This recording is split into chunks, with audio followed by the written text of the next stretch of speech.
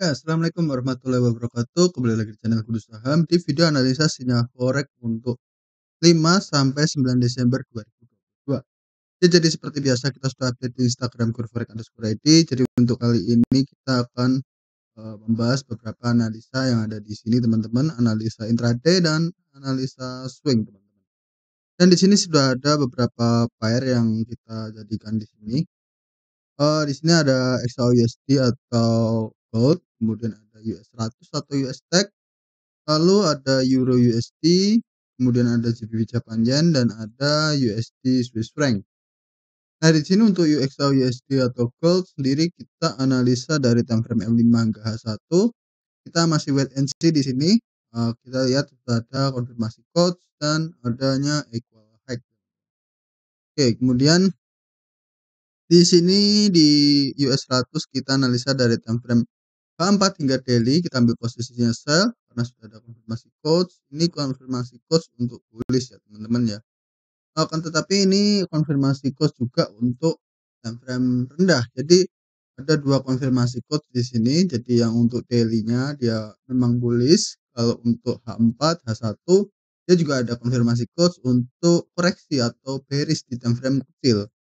Kemudian untuk Euro USD kita analisa dari time frame M30 hingga H4. Di sini masih wait and see. Jadi sama dengan gold itu masih ada fair value gap daily. Jadi ini masih kita pantau juga untuk Euro USD. Kemudian di GBP Japan Yen kita masih ambil posisi sell, posisi yang sama dengan posisi sebelumnya atau posisi minggu lalu. Jadi ini masih kita hold. Oke, di sini kan udah konfirmasi quotes atau change karakter, kemudian ada equal high juga yang belum ditembus. Kemudian untuk USD Swiss franc, nah ini kita analisa dari time frame M15 hingga H4. Kita ambil posisi sell di sini karena ada konfirmasi quotes juga dan ada breakout structure. Jadi sudah dua konfirmasi untuk penerusan tren bearish USD Swiss franc. Kemudian di sini untuk US Tech kita sell limit di 12.154.5, kemudian stop loss-nya di 12.207.3, lalu untuk TP di 11.577.0. Untuk resiko loss per 0,01 lotnya sekitar $0,53. Ini hanya berlaku di Exness ya teman-teman ya. Kemudian untuk risk and reward 1/10 dan expired sampai 10 Desember 2022. Lalu untuk GBP Japan Yen kita selimit di 169.783. Kemudian loss-nya ada di 170.200. Kemudian TP-nya kita ada di 163.031. Untuk resiko loss per 0,01 lotnya $3,12, risk and reward 1/16 dan expired sampai 15 Desember 2022. Jadi masih sama dengan sinyal sebelumnya ya atau analisa sebelumnya. Di sini untuk GBP Japan Yen masih sama dengan sinyal minggu lalu. Kemudian untuk USD Swiss franc kita sell limit di 0,95027, kemudian stop loss-nya di 0,95365, kemudian TP di 0,93269. Resiko loss per 0,01 lotnya sekitar $3,57. Oke, lalu di sini untuk risk and reward 1/5 dan expired sampai 10 Desember 2022. Oke, jadi di sini untuk saya ingatkan selalu untuk menggunakan resiko maksimal 1% dari equity teman-teman. Jadi dari setiap posisi entry di sini, setiap sinyal di sini kita usahakan untuk posisi resiko 1% dari equity teman. Jadi kalau kita loss di sini kan ada 3 sinyal ya teman-teman. Jadi kalau kita loss, kita hanya loss 3% dari equity. Oke, terus kita juga bisa lakukan partial profit taking. Jadi di sini partial profit taking kita bisa lakukan ketika harga sudah running di risk and reward 1/1. Jadi teman-teman bisa lakukan partial profit taking atau close bagian dari posisi lotnya. Kemudian kita juga amankan keuntungan. Dan untuk mengurangi resiko kita bisa pindahin stop loss-nya ini di entry ketika harga sudah running profit di risk and reward 1/1. Jadi selain kita pindahin stop loss-nya di entry, kita juga pindahin Selain kita TP parsial, kita juga pindahin stop loss-nya di entry gitu. Jadi ada 2 ya di sini ya. Ada 2 yang harus kita lakukan ketika kita sudah running profit di risk and reward 1/1. Lalu yang terakhir untuk analisanya ada di sebelah sini, tinggal swipe kanan aja.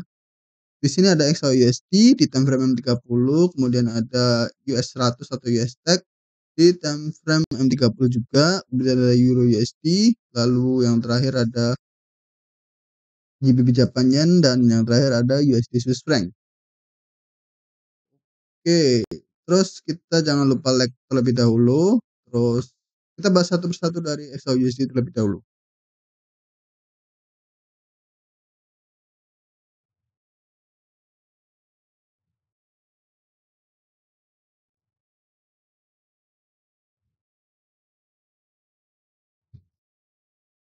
Oke, di sini sudah ada XAUUSD di time frame H4 teman-teman. Oh, nampaknya harga sudah mulai koreksi terlebih dahulu sebelum dia masuk ke area order block, teman-teman.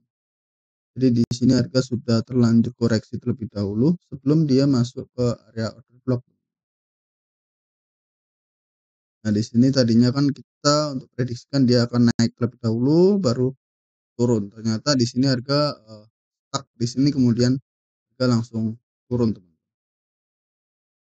Oke, lalu kita perhatikan di sini kemungkinan harga akan terus koreksi masuk ke area fair value gap di M30, teman-teman. Ini ada fair value gap M30. Oke, kemudian kalau kita pindah ke H4, di sini juga ada order block di H4. Jadi kemungkinan memang dia akan menuju ke area ini terlebih dahulu sebelum melanjutkan kenaikan ya. Karena kalau kita perhatikan untuk time frame daily-nya dia memang sudah bullish, teman-teman. Jadi di sini ada konfirmasi coach ya, sudah ada konfirmasi coach. Ini harga sudah breakout structure juga. Kemudian di sini harga sudah breakout structure juga. Jadi ada 2 breakout structure di sini. Kemudian kalau kita tarik Fibo, harga kemungkinan masih bisa turun ke area OTE. Seperti ini ya, mungkin masih bisa sampai ke area ini. Jadi mungkin nanti bisa kita ambil posisi buy atau kita wait and see dulu untuk cari order block di time frame kecilnya. Next kita pindah ke US 100.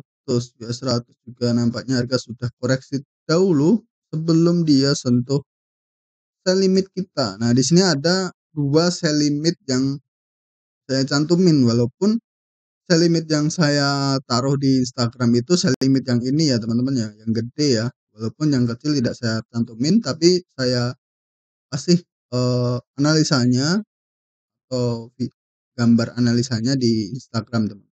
Jadi yang ini juga termasuk posisi sell, teman. Tapi ini resikonya lebih kecil, stop loss lebih kecil. Dengan ini untuk posisi intraday-nya. Jadi ini posisi untuk scalping-nya, ini posisi intraday-nya. Oke, harga dua-duanya ditinggal ya, teman-teman ya. Jadi sell limit dua-duanya ditinggal di sini. Jadi sebaiknya kita masih wait and see, siapa tahu nanti masih bisa untuk naik lagi. Lalu untuk turun. Kalau kita perhatikan harga masih berada di range antara liquidity dan lower low. Ini kan lower low ya. Nah, di sini harga sudah break dari higher low sebelumnya, membentuk change karakter di sini. Artinya harga sudah bearish untuk time frame H1 H4-nya. Dan kalau kita perhatikan di sini ada area inducement, equal low juga sudah tertembus, dan untuk posisi daily-nya dia memang sudah bullish gitu. Ini harga sudah bullish untuk daily-nya. Sini ada konfirmasi coach, walaupun di sini harga belum change karakter untuk daily-nya loh. Belum ya ini ya, teman-teman ya. Oke, next kita lanjut ke Euro USD. Untuk Euro USD sebelumnya saya sudah untuk gambar dia mencoba untuk naik terlebih dahulu untuk masuk ke order block atau POI konservatif di sini. Sini adalah order block yang saya ambil dari time frame daily, teman-teman. Nah, order block yang saya ambil dari time frame daily di sini atau di time frame 4. Jadi, nah seperti ini ya. Jadi order block yang saya ambil di sini, teman-teman ya.